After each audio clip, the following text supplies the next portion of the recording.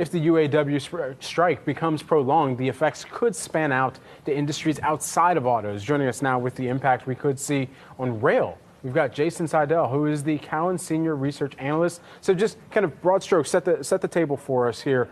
What are some of those impacts that you're anticipating based on any correlations that we could see overflow from the UAW strike right now?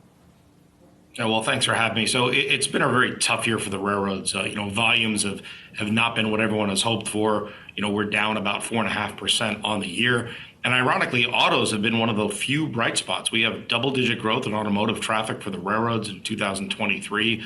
So, if you take that away, you're adding over a 0.5 percentage point on the downward side, the total traffic for the rails. And so we are expecting this to eventually start hitting numbers. You're not seeing it yet because there's a couple-week lag in what you see in the numbers. The railroads already report on a week lag, but there's also some finished vehicles on the ground that they can still move as we head into the strike here. But a prolonged strike, you're going to really get an impact for the railroads, and that's coming with a backdrop of just everything else sort of putting pressure on them.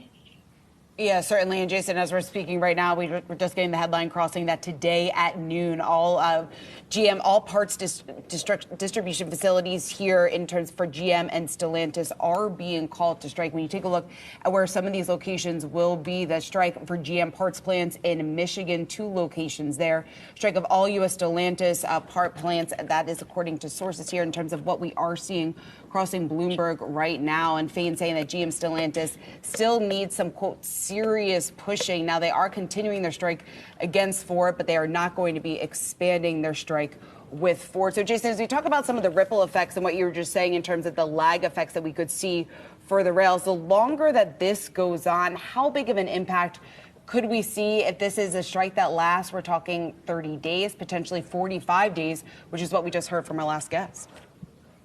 Yeah, we've already taken some of our numbers down yesterday to account for sort of the slower than expected traffic that we've seen and maybe some minor impacts, from the strike that we're seeing. Remember, total automotive exposure for the railroads is somewhere between 4 and 5%, depending upon the carrier. So it's not really large, but it's going to impact them, like I said, because, you're already in an environment where the railroads have their own labor costs are going higher. Remember, when the railroad workers were about to strike, they got ordered back to work by Congress, but that was the most expensive rail labor contract in history, and the railroads have been around for a while. So you have that flowing through on the cost side. Additionally, on the cost side, you've had some weather impacts here in the near term, and additionally, on the cost side, you're seeing fuel rise up. Fuel has sort of dropped from January to July, but sort of post the end of July, we've seen a big rise in fuel, and the rails get hit on that with about a 60-day lag on the recovery side. So near terms, the railroads have a lot of negative things going on, and unfortunately, very few positives these days.